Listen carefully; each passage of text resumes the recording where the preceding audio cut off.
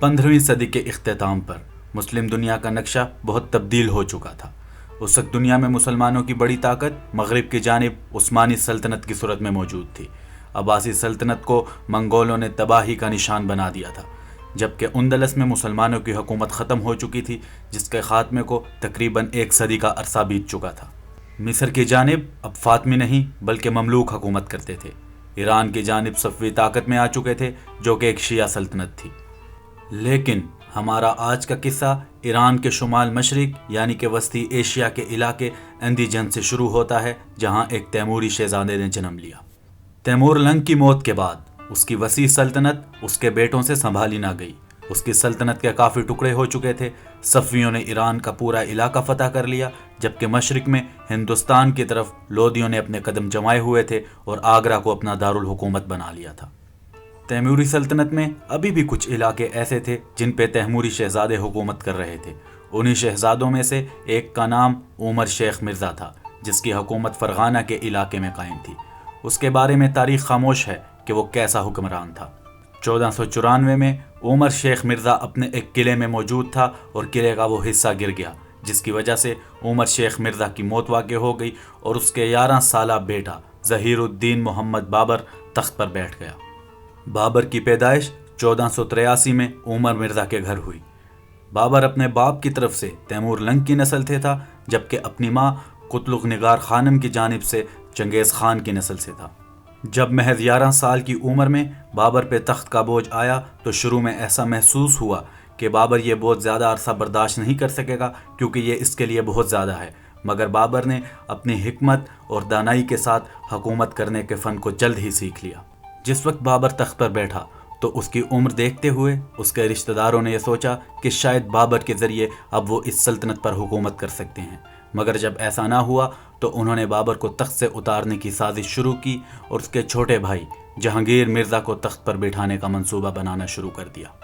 جب بابر کو اس بات کا علم ہوا تو اس نے سب کا دھیان موڑنے کے لیے اور شاید خود کو منوانے کے لیے محض 15 سال کی عمر میں سمرقند پر حملہ کیا اور اس کو فتح کر لیا۔ چونکہ سمرقند تیمور لنگ کے دور میں تیموری سلطنت کا دارالحکومت تھا اور یہ بابر کے لیے ایک عظیم فتح تھی، تاہم بابر کو اس وقت اس فتح کے مختصر ہونے کا علم نہ تھا۔ جس وقت بابر سمرقند کو فتح کرنے کے لیے نکلا، اسی وقت اس کے ایک حریف نے فرغانہ کو فتح کر لیا۔ جب بابر نے یہ خبر سنی تو اپنی فوج کے ساتھ واپس فرغانہ کی طرف لوٹا اور سمرقند کے دفاع کے لیے اپنی فوج کا ایک چھوٹا سا حصہ چھوڑ دیا۔ وہ ابھی فرغانہ کے راستے میں ہی تھا کہ اس کے ایک اور حریف شیبانی خان نے سمرقند کو فتح کر لیا۔ بابر نے دوبارہ اپنی فوج کا رخ سمرقند کی طرف کیا اور دوبارہ سمرقند کو فتح کرنے کی کوشش کی، مگر اس بار ناکامی کا سامنا کرنا پڑا۔ بابر اب بے گھر ہو چکا تھا اور اس کے 300 سپاہی پہاڑوں کے درمیان بھٹک رہے تھے۔ اس وقت ان کے پاس صرف ایک ہی خیمہ تھا جس میں بابر کی ماں آرام کرتی تھی۔ اسی سب کے دوران بابر نے اپنی نظریں کابل کی طرف رکھ لی۔ اس وقت کابل پہ ایک کمزور حکومت تھی اور بابر نے یہ محسوس کیا کہ وہ کابل کو فتح کر سکتا ہے، اور پھر 1504 میں بابر نے اپنے 300 سپاہیوں کے ساتھ کابل پر حملہ کیا اور بہت ہی آسانی سے کابل کو فتح کر لیا۔ بابر جانتا تھا کہ وہ کابل سے اپنی فوج کو ایک نئے سرے سے بنا سکتا ہے۔ کابل بہت ہی اہمیت کا حامل تھا۔ یہ شہر افغانستان اور ہندوستان کو جوڑتا تھا اور تجارتی قافلے یہیں سے ہو کر گزرتے تھے۔ اب بابر کی نظریں ہندوستان کی جانب تھی۔ 1505 میں بابر نے ہندوستان پر حملے کرنا شروع کیے، جن میں اس کو فتح بھی ہوئی، مگر وہ پھر کابل کی طرف واپس لوٹ جاتا۔ اس کے پیچھے وجہ یہ تھی کہ شمالی ہندوستان پہ افغان لودھیوں کی حکومت تھی اور اس وقت سکندر لودھی دلی سلطنت کے سلطان تھے۔ بابر جانتا تھا کہ سکندر لودھی کے ساتھ کھلی جنگ میں وہ کبھی نہیں جیت سکتا، بلکہ یہ قدم شاید اس کا نام و نشان بھی ہمیشہ کے لیے مٹا دے۔ یہ سب جانتے ہوئے بابر نے دوبارہ وسطی ایشیا کو اپنا ہدف بنایا۔ ہرات شہر تیموریوں کے لیے خاص اہمیت رکھتا تھا، مگر 1506 میں اس کا آخری تیموری حکمران مر گیا تو شیبانی خان نے ہرات پر قبضہ کر لیا۔ اسی دوران بابر کی سگی بہن خانزادہ بیگم ہرات کے شہر میں موجود تھی۔ شیبانی خان کو جب یہ پتہ چلا تو اس نے زبردستی خانزادہ بیگم سے شادی کر لی۔ یہ سب تیموریوں کے لیے ذلت سے کم نہ تھا۔ تمام تیموری شہزادوں نے بابر کے ساتھ الحاق کیا، کیونکہ اب صرف بابر واحد تیموری شہزادہ تھا جس کے ہاتھ میں کسی سلطنت کی حکومت تھی۔ شیبانی خان کے ہاتھوں ہرات کی فتح صفویوں کے شاہ اسماعیل صفوی کو کچھ زیادہ ٹھیک نہ لگی۔ اس کے نتیجے میں 1510 میں صفویوں اور شیبانی خان کے درمیان جنگ ہوئی جو صفویوں نے جیت لی۔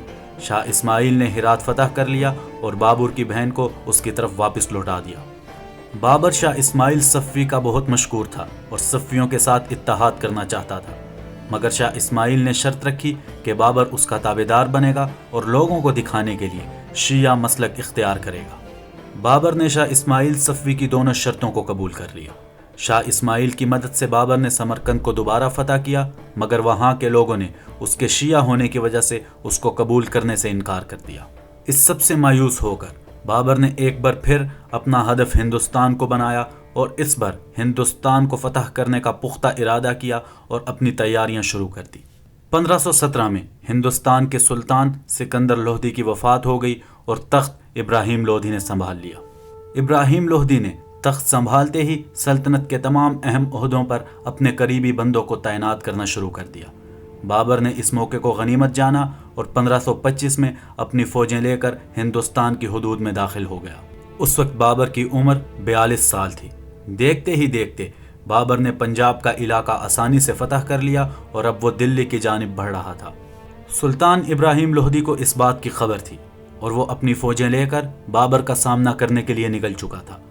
اپریل 1526 کو بابر پانی پت کے مقام پر پہنچا جہاں اس کا سامنا ابراہیم لودھی سے ہوا۔ پانی پت کے میدان پر اب بر صغیر کے مستقبل کا فیصلہ ہونا تھا۔ بابر کی فوج ترک، منگول، ایرانی اور افغانیوں پہ مشتمل تھی اور فوج کی کل تعداد تقریباً 25,000 کے قریب تھی، جس میں گھڑ سوار جو تیر کمان سے لیس تھے، پیدل چلنے والے تیر انداز اور بندوقچی شامل تھے۔ ساتھ ہی ساتھ بابر کے پاس ایک خفیہ ہتھیار توپ خانے کا تھا جس کی تعداد 20 تھی۔ دوسری جانب سلطان ابراہیم لودھی کی فوج کی کل تعداد 70,000 تھی، جس میں گھڑ سوار، تیر انداز، تلوار باز، نیزہ باز اور 400 کے قریب ہاتھی شامل تھے۔ بابر نے اپنے گھڑ سوار دوسری قطار میں رکھے اور ان کو 3 حصوں میں تقسیم کیا۔ اس کے دائیں جانب پانی پت کا شہر تھا اور بائیں جانب اس نے خندق کھود رکھی تھی۔ وہ خود کچھ گھڑ سواروں کے ساتھ درمیان میں موجود تھا۔ پہلی قطار میں تیر انداز اور بندوقچی شامل تھے۔ بابر نے 400 کے قریب ریڑھے ایک دوسرے کے ساتھ باندھ کے ایک قطار میں کھڑے کر دیے، جن کے پیچھے تیر انداز اور بندوقچیوں نے جگہ سنبھال لی۔ بابر نے ریڑھوں کے درمیان اتنی جگہ چھوڑی تھی کہ توپ آسانی سے اپنا گولہ مار سکے۔ ابراہیم لودھی کی فوج میں پہلی قطار میں تمام ہاتھی تھے، دوسری قطار میں گھڑ سوار اور تیسری قطار میں پیدل چلنے والے تلوار باز، تیر انداز اور نیزہ باز تھے۔ سب سے پیچھے ابراہیم لودھی خود اپنے 5,000 گھڑ سواروں کے ساتھ کھڑا تھا۔ ابراہیم لودھی کو یقین تھا کہ اس کی فوج کی تعداد اتنی ہے کہ وہ یہ جنگ آرام سے جیت سکتا ہے، اور اسی لیے اس نے تقریباً اپنی پوری فوج کو سیدھا حملہ کرنے کا حکم دیا۔ جو ہاتھی بابر کی فوج کو کچلنے کے لیے آئے تھے توپ کی آواز سے ڈر گئے اور اپنی ہی فوج پر چڑھ دوڑے۔ ابراہیم لودھی کے گھڑ سواروں نے بائیں جانب سے حملہ کرنے کی کوشش کی، مگر بابر کے اس جانب کھڑے گھڑ سواروں نے اس چال کو ناکام بنایا اور ان کو دوبارہ پیچھے کی طرف دھکیل دیا۔ ابراہیم لودھی کی فوج میں اب کوئی ترتیب نہیں رہی تھی، اور یہ دیکھ کر بابر نے اپنے گھڑ سواروں کو دشمن کی فوج پہ دائیں جانب اور بائیں جانب سے حملہ کرنے کا حکم دے دیا۔ یہ دیکھتے ہوئے ابراہیم کی فوج دونوں جانب سے اپنا دفاع کرنے لگی اور 2 حصوں میں بٹ گئی۔ اس دوران توپ خانہ اور بندوقچی مسلسل ابراہیم لودھی کی فوج پر حملے کر رہے تھے۔ اب بابر کو دائیں جانب سے فتح ملنے لگی اور بابر خود خندق کی جانب سے ہوتا ہوا اپنے گھڑ سواروں کے ساتھ جنگ میں شامل ہوا۔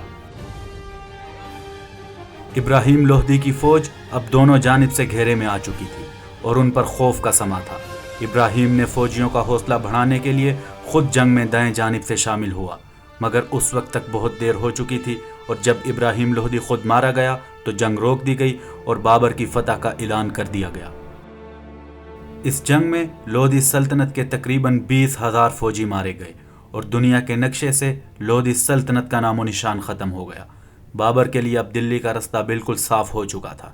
بابر نے اپنے جد امجد تیمور لنگ کے برعکس حکومت کرنے کا فیصلہ کیا اور اپنی فوج کو کسی بھی طرح کی لوٹ مار کرنے سے روک دیا۔ ہندوستان بہت سی چھوٹی شاہی ریاستوں پر مشتمل تھا اور ہر ریاست ہندوستان پر حکومت کرنے کا خواب دیکھ رہی تھی۔ افغان لودھی جنہیں بابر نے شکست دی تھی اب انہی شاہی ریاستوں میں پناہ لے رہے تھے، اور باقی ریاستیں اب یہ سوچ رہی تھی کہ کیسے بابر کو ہٹا کر ہندوستان پر خود حکومت کی جائے۔